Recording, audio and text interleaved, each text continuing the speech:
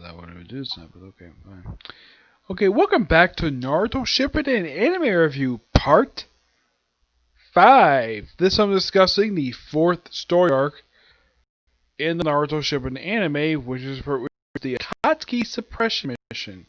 Now, some of this arc was already adapted before for the first couple episodes of the 12 Guard Ninja arc and a little bit of the finale.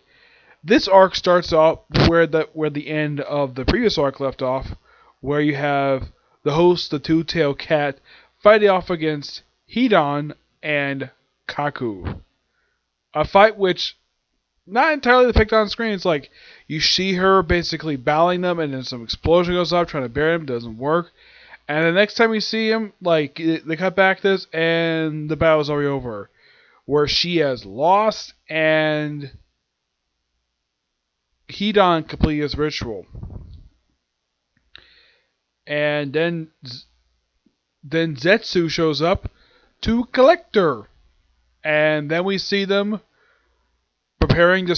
We have them sealing her, and that's it for the two-tail thing.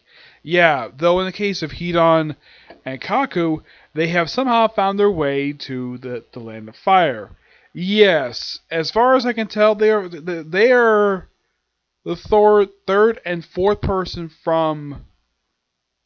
They're the second partnership from the Akatsuki to make their way to the Land of Fire. Technically, they say, oh yeah, the Akatsuki have made it to the Land of Fire. They're invading it. Well, they've been to the Land of Fire before.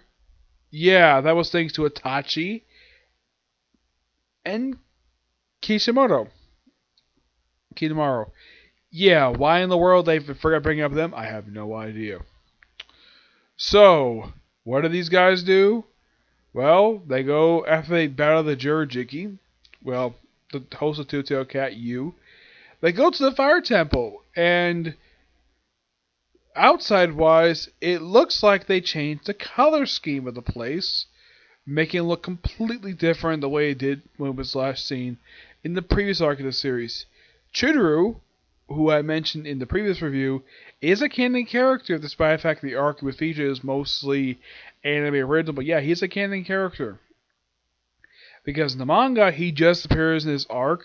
I mean, the first time we see him is when he bows Hidan and Katsu, where they're about to start the fight, and we get power into the fight, and all of a sudden, oh yeah, they apparently defeated them off screen. And they also apparently massacred half the temple. And they also took time to wreck the temple too while they're at it. I'm like, why the heck would they keep... Oh, they probably want to save what they actually do for later. And they carry Chikuru to a collection office. Where the office is in the men's room. Well, behind a wall in the men's room. And the collection office is... Well, sort of like a morgue where Kaku just drops off, well, puts him in a drawer. Of course, Chidori is examined. He gets paid. Apparently 35 million Rio. Yeah, a lot of money. And he still keeps money. Asked what happens to this man's body? Never explained. What happened to the collection agent? Well, aside from this one appearance, this collection agent, as far as I know, never appears again. Now, we also have various teams of shinobi from the Hidden Leaf sent out. One team led by Ashima with Shikamaru, and the two people usually see in the gate, while in the case of Choji and Ino, they're on a different team. What's Naruto up to? Why, he's basically preparing his own jutsu, which turns out to be the Rasengan Shuriken. Yeah, this arc he's not really seen very much at all, because mostly focuses on Ashima and Shikamaru's relationship as master and pupil. Yeah, that's pretty much what this whole arc is their big character, like, not much for Ashima, but a lot for Shikamaru. This is basically Shikamaru's arc. There's a joke in one of the Omegas, like, they should rename the series briefly for this arc to the Ashima Shippuden, or Shikamaru Shippuden, and Naruto's like, wait, this is my show. And he looks at this and goes like, oh crap, he's not going to be in a lot of the episodes, which that is true, because he's not the focus of this arc. Also forgot to mention this. I completely forgot this happened because I thought that after the events of the Tessuke Bridge arc, that the next time Naruto would do his whole thing, we turn to the Fox.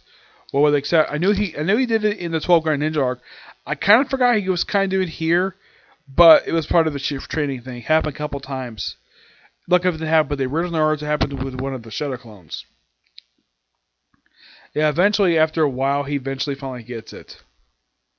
Yeah, basically, the first task, waterfall. Second task, well, actually, first was a leaf, then a waterfall, and then eventually, so they combine that with the Rasengan, they change the nature. It lasts for a good period of time. It's mostly a subplot in this arc. And eventually, we have Ashura versus Hidan, which, and of course, the way it happens, that Hidan basically just goes to see all the smell of the dead bodies and the men's room, so he just goes outside just to relax. And then Ashima shows up. He thinks it's Kaku walks behind, but nope, it's Ashima. And they have their battle, which lasts for several episodes. He even tries to burn it with his special ash jutsu.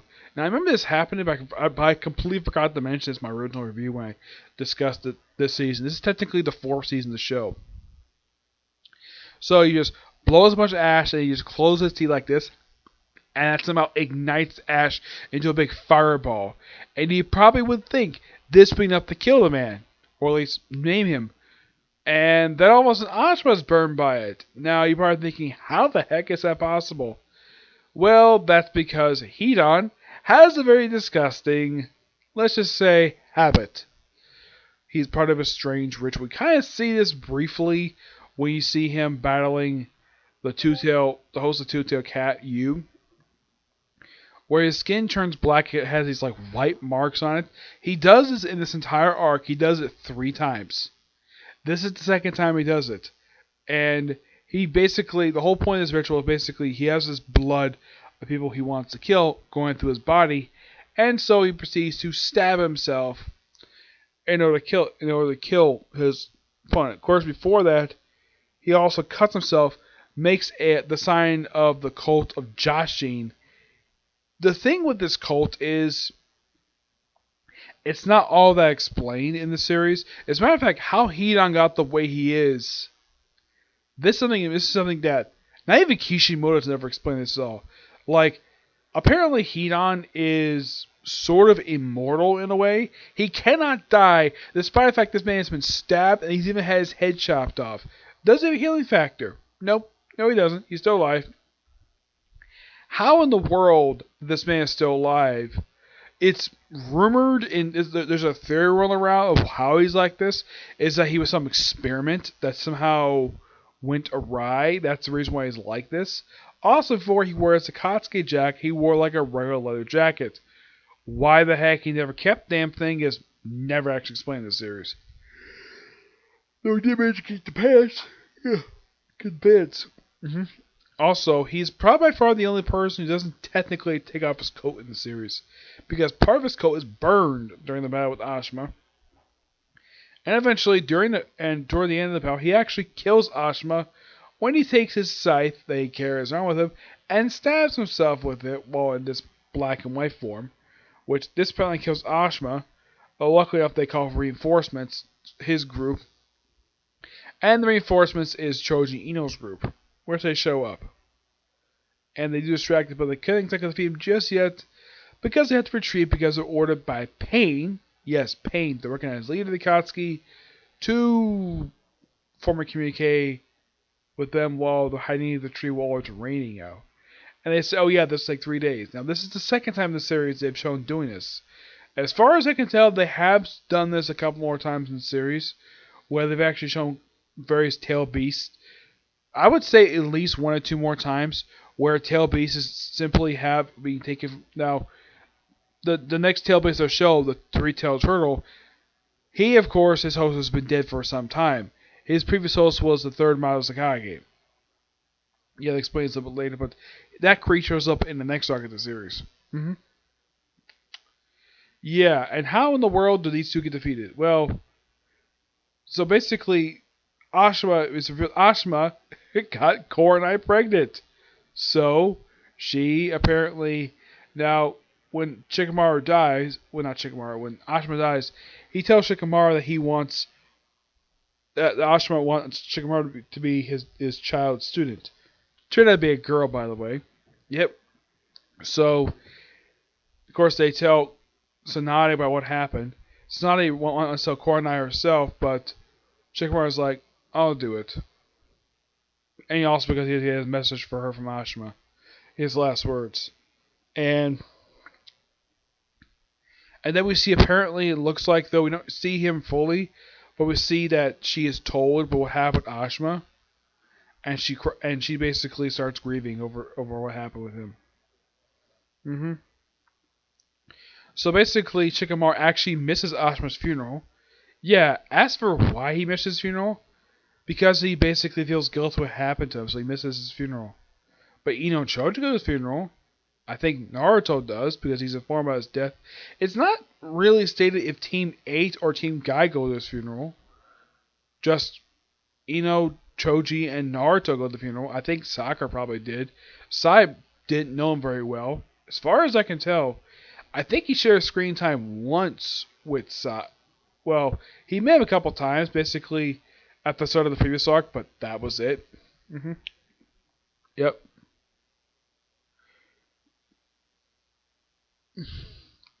Also, basically, Sakura prepares these sort of these food pills, and it turns out they're really really bad. So basically, Shikamaru gets Ino and Choji to go out at night to go and fetch Ashima. And Tsunade stops like, where are you three going? We're continuing the mission. Mission's still going. Oh yeah, we're supposed to take out the Akatsuki and land a fire. Like now we're not a 4-man team. And of course Akashi's like, I'll go with them. There. Settle. I'll go with them. I'll take the Ashima and we'll come back.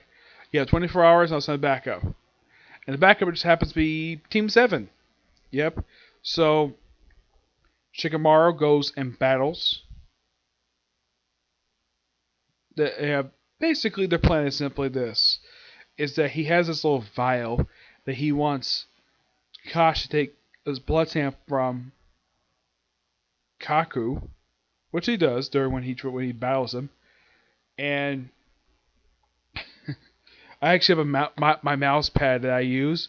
Actually, is taken from the last shot of episode 86, which I'll show that in just a minute. hmm Yeah, so they had like 24 hours to perfect the jutsu that Naruto uses. So eventually, after a long battle, of course, Kakashi loses his jacket he wears, and Hidan, he also mentions, "Oh yeah, I actually fought your first Hokage," and everybody's like, "What? You fought the first Hokage? How old are you?" They don't really say. It's rumored this guy might be over 100 years old, and they probably figure like, "How are you still alive?" The answer: stole hearts. That's the simple reason for it. Yep.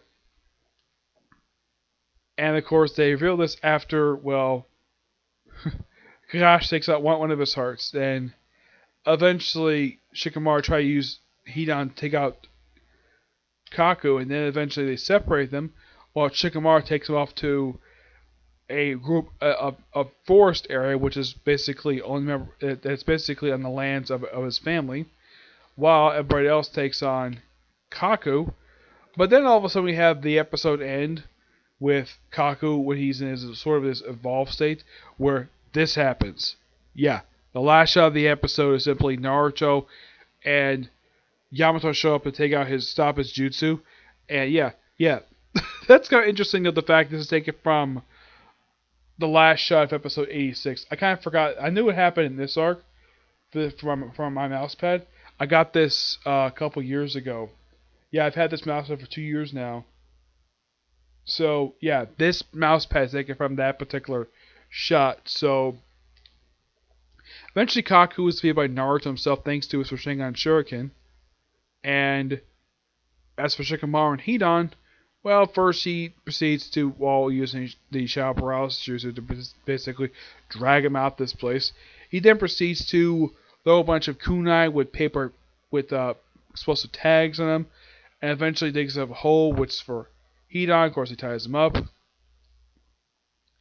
and then he proceeds to blow him up pieces. And after he gets down, he's like, and then he just throws one more kunai and buries him alive. Though, lucky enough, one of the deer shows up, basically tramples up, starts digging, and it's actually Ashima's lighter. And he comes out like, oh yeah, he gets taken care of, don't worry about it. And they all rush over there for nothing. But he's basically nearly depleted of chakra. Mm-hmm. All in all, really good arc. Definitely looking forward to discussing the next arc. But before I do, I'm going to take a little break from Naruto Shippuden to excuse me, to watch Seven Deadly Sins for a bit. Of course, it's getting kind of late right now, so I can't exactly do my next video. I'm not as much as I want to. I can't because it's late. It's like at the midnight right now. But the only reason I'm going to do it because my mother's not here. Yeah, so that's a particular review. My next review, which would be obviously tomorrow, be One Comic Corner, our review for newest episode One Piece, Boruto, the newest chapter of My Hero Academia, and I believe that's it. Just about 3 videos tomorrow. Actually, about 4 videos overall tomorrow. Okay, see you next video. Bye.